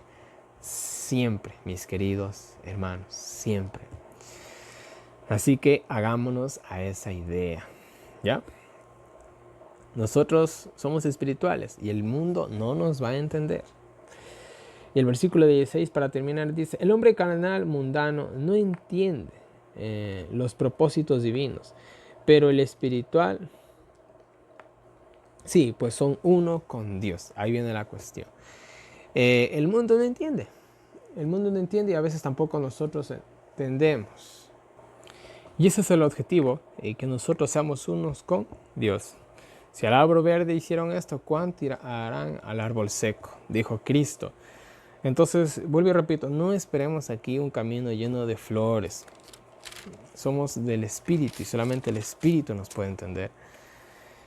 Y bueno, para terminar esta primera parte del video, vamos a leer las citas del Espíritu, porque ya son algunitas. Pero bueno, no las he leído, vamos a ver qué nos dice. La primera cita nos dice: tened temor del yo. El apóstol Pablo podía hacer frente a la elocuencia con la elocuencia, a la lógica con la lógica. Podía participar inteligentemente en todas las controversias, pero ¿estaba satisfecho con ese conocimiento mundanal? Yo les hago una pregunta. Ustedes, hay personas que alcanzan grandes posiciones en este mundo. ¿Será que se conforman con eso? Miren, cuando ustedes analizan la vida de ciertas personas muy famosas, ven que muchas de estas personas no son felices. Una vez yo veía un video corto de este actor de cine. Se llama Johnny Depp, creo, Johnny Witt, algo así se llama, no me acuerdo, es el que hace Piratas del Caribe, ahí lo ubicarán mejor, no me acuerdo cómo se llama, Johnny Depp creo que es. En fin, y una vez vi un pequeño video que me encontré en Facebook de él, y él hablaba de que, ahí se mostraba de que él era un hombre bastante solitario.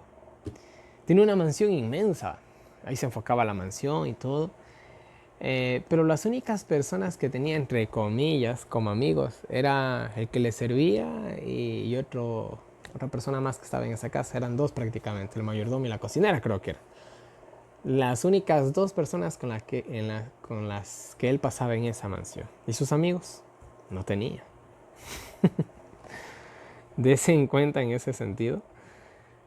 Un hombre tan famoso, o sea, y también millonario, que lastimosamente no tenga con quién compartir toda esa fama. ¿Ustedes creen que eso no es triste? Lo es, porque el hombre siempre va a tener un vacío en su corazón, siempre lo va a tener.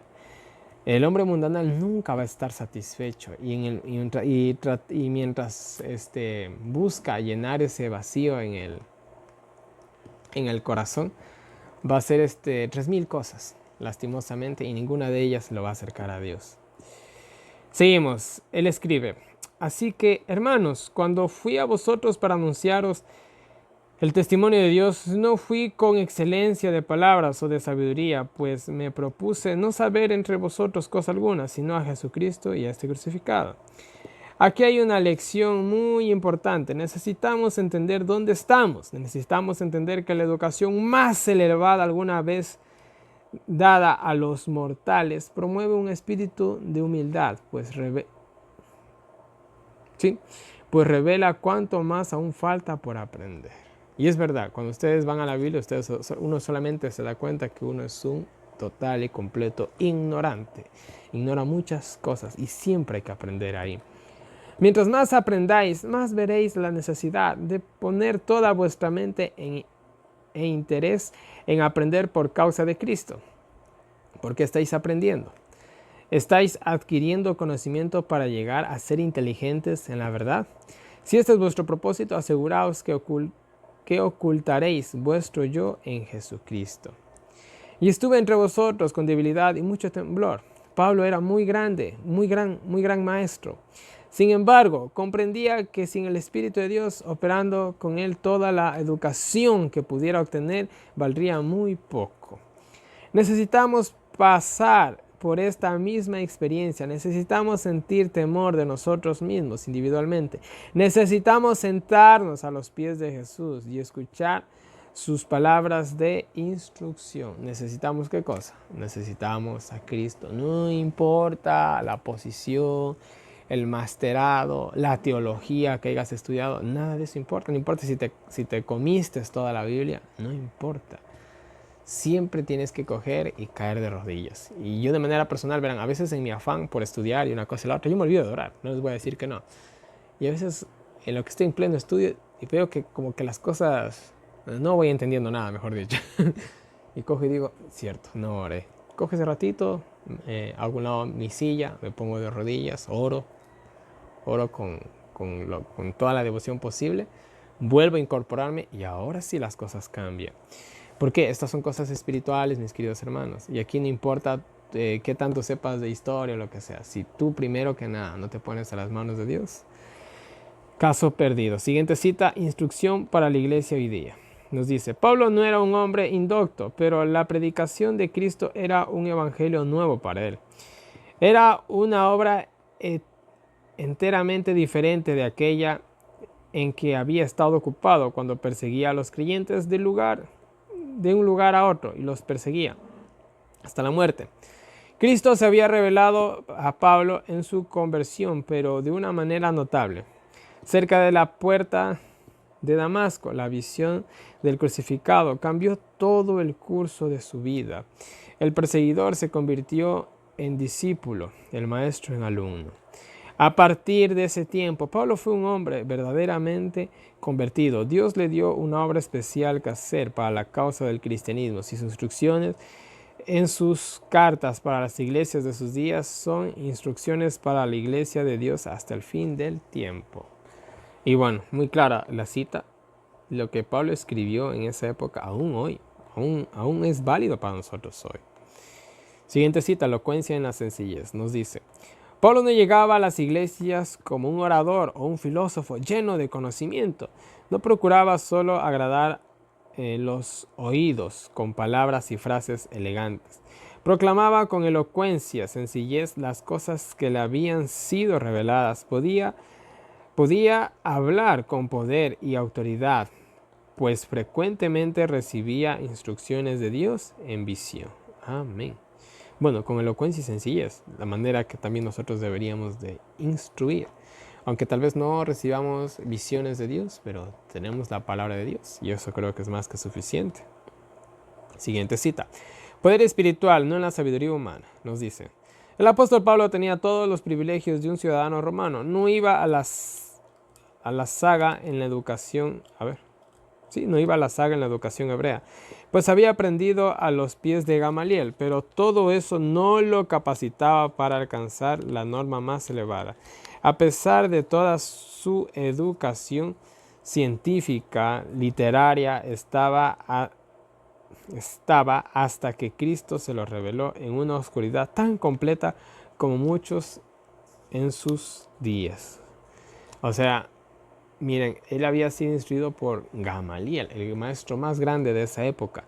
Pero como dice aquí la escritura, nada de eso servía si él estaba aún en oscuridad, no aceptaba. La verdad del Mesías era un alma perdida simplemente, solo que con muchos títulos. Pablo llegó a estar plenamente convencido de que conocer a Jesucristo mediante un conocimiento experimental era para su bien presente y eterno.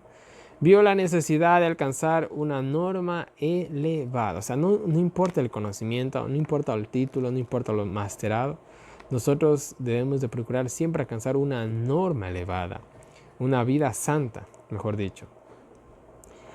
La costumbre de Pablo había sido adoptar un estilo oratorio en su predicación. Era un hombre capaz para hablar ante reyes, ante los grandes y eruditos hombres de Atenas, y su conocimiento intelectual con frecuencia le era de valor en la preparación del camino para el Evangelio. Trató de hacer esto en Atenas, haciendo frente a la elocuencia con elocuencia, a la filosofía con filosofía y a la lógica con lógica, pero no alcanzó el éxito que había esperado. Sus conceptos posteriores lo indujeron a entender que había algo que necesitaba por encima de la sabiduría humana. Dios le enseñó que debía recibir algo superior a la sabiduría del mundo. Debía recibir su poder de una fuente más elevada para convencer de sus culpas a los pecadores y convertirlos. El Espíritu de Dios debía participar de su obra y santificar cada progreso espiritual. Debía comer la carne y beber la sangre del Hijo de Dios. Ahí está justamente lo que decíamos de Atenas, ¿no? Él en Atenas se dio cuenta que para convencer a las personas no se necesita un gran predicador, una gran elocuencia, sino sencillez, simplemente la pura verdad en su sencillez. Siguiente cita dice: la verdad central de las Escrituras. Hay una gran verdad central que siempre debe tenerse en cuenta en la investigación de las Escrituras. Cristo y el crucificado. Todas las otras verdades reciben influencia y poder de acuerdo con su relación con este tema. O sea, toda la Biblia, el tema céntrico es Cristo. Solo a la luz de la cruz podemos discernir el supremo carácter de la ley de Dios. El alma paralizada por el pecado solo puede recibir vida mediante la obra cumplida en la cruz por el autor de nuestra salvación. Amén. la verdad central de las Escrituras. Bueno, siguiente cita. Los predicadores fieles, un espectáculo para el mundo. Nuestra obra para este tiempo no debe ser hecha mediante palabras halagüeñas de sabiduría humana, tal como hacían los oradores paganos para ganar aplausos. Hablad con evidencia del Espíritu y con el poder que solo puede impartir. Y hoy en la actualidad, por ejemplo, mire, bueno, al menos fuera bueno que los púlpitos estuvieran llenos de esto, de elocuencia. Pero en la actualidad realmente los púlpitos, aún de nuestra denominación, están llenos, disculpe, de payasos que solamente buscan entretener y mantener a la gente en la iglesia sentada para que no se vaya. Ya no hay ni siquiera predicadores que anuncien la verdad pura, sino solamente suben al púlpito para entretener a unas cuantas personas mal llamadas cristianas. En fin, las verdades cruciales para este tiempo deben ser proclamadas por hombres cuyos labios han sido tocados con un carbón encendido tomado del altar de Dios. Una predicación tal contrastará muchísimo con la predicación que generalmente se escucha. Los fieles mensajeros enviados por Dios son un espectáculo para el mundo, para los ángeles y para los hombres, no porque ellos se encubren, sino porque muestran que están fortalecidos y ayudados por el Espíritu. Ahí está, realmente un predicador en toda su magnificencia, en todo su poder del Espíritu Santo, va a ser más que estos hombres preparados, con títulos, con elocuencia. Y eso es así, mis queridos hermanos. Yo he visto predicadores, wow, increíbles. Son personas tan sencillas. Y he visto también personas muy preparadas, pero bueno. En fin, siguiente cita. La educación de la imaginación nos dice: usted necesita espaciarse en las certezas de la palabra de Dios, manteniéndolas ante los ojos de la mente, punto tras punto, día tras día, repita vez tras vez las lecciones que allí se dan hasta que aprenda el sentido y la importancia de ellas. Vemos un poco hoy y con meditación y oración vemos más mañana. Y así comprendemos poco a poco las bondadosas promesas hasta que casi podemos entender su significado pleno. Oh, cuánto perdemos por no educar la imaginación para que se ocupe de las cosas divinas en vez de las terrenales. Y bueno, ¿cuántos de nosotros a veces estamos con la mente ida? No tal vez ni siquiera en cosas malas, sino en cosas vanas simplemente. ¿Cuántas veces al día nosotros pasamos realmente imaginando, pensando en las cosas celestiales? Y bueno, sigamos con la cita. ¿Dónde me quedé? Podemos dar rienda suelta a la imaginación y sin embargo, cosas que ojo no vio y oído no oyó, ni han subido en corazón de hombres, son las que Dios ha preparado para los que le aman. Nuevas maravillas se revelarán a la mente mientras más intensamente la aplicamos a las cosas divinas. Perdemos mucho por no hablar de Jesús y del cielo, la heredad de los santos. Mientras más contemplemos las cosas celestiales, más veremos nuestros encantos y nuestros corazones estarán más colmados de gratitud hacia nuestro bondadoso Creador. Bueno, simplemente nuestra mente, a veces nosotros nos sumergimos en la diversión, en la tristeza, en la depresión, que a veces realmente es lo más común, y no llevamos nuestra mente arriba. Por ejemplo, en estos momentos estamos pasando momentos difíciles, ¿qué deberíamos estar nosotros pensando? Esto se acaba, al fin se acaba. Y simplemente meditar en las cosas que se van a venir, en lo bueno sobre todo. Eso es lo que deberíamos estar haciendo, pero la verdad es que muy pocos quizás estamos haciendo esto. Penúltima cita. La verdad contra la sabiduría humana. Preciosas joyas de verdad que son del más alto valor para los humildes y dóciles, que creen en Cristo, son como necedad para aquel que es sabio en la estimación del mundo. Pero la verdad eterna siempre está presente con el verdadero creyente. El Espíritu es el instructor asignado para un alma tal, su guía, su continua fortaleza y rectitud. Amén. Y la última cita nos dice: la ley, una expresión del propósito de Dios. La ley de los 10 mandamientos no debe ser considerada tanto desde el punto de vista de las prohibiciones como desde el punto de vista de la misericordia. Sus prohibiciones son la garantía segura de la felicidad mediante o la obediencia. Cuando se recibe en Cristo, logra en nosotros la pureza de carácter que nos proporcionará gozo a través de los siglos eternos. Para el obediente es un muro de protección. Contemplamos en ella la bondad de Dios, quien al revelar a los hombres los inmutables principios de justicia, trata de escudarlos contra los males resultantes de la transgresión.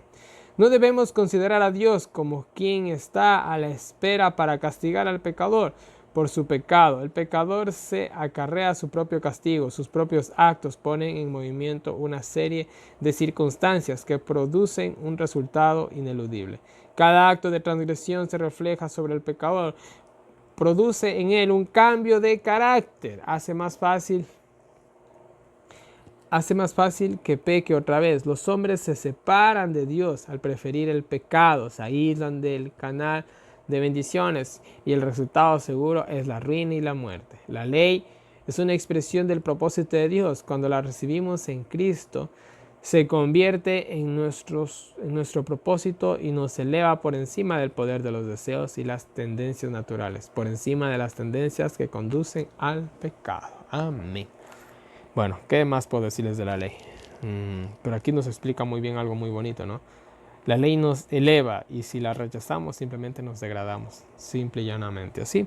Y bueno, vamos a dejar aquí esta primera parte, mis queridos hermanos. Continuamos después con el capítulo 3 y el capítulo 4 de Corintios. Y bueno, una vez más en pantalla tienen toda mi información de contacto para todas las personas que me quieran agregar al WhatsApp para recibir los enlaces del año bíblico, los audios del año bíblico, preguntas, sugerencias, correcciones, cualquier cosita, háganmelo llegar. Ahí tienen las diferentes maneras en las que me pueden colaborar. Muchas gracias a las personas que me pueden colaborar y a los que no, pues mis queridos hermanos, siempre pido sus oraciones para que Dios me permita seguir en este proyecto y en los muchos más que han de venir adelante. Que Dios nos diga con nosotros, nos ayude a seguir adelante y nos vemos el día de mañana con un nuevo video.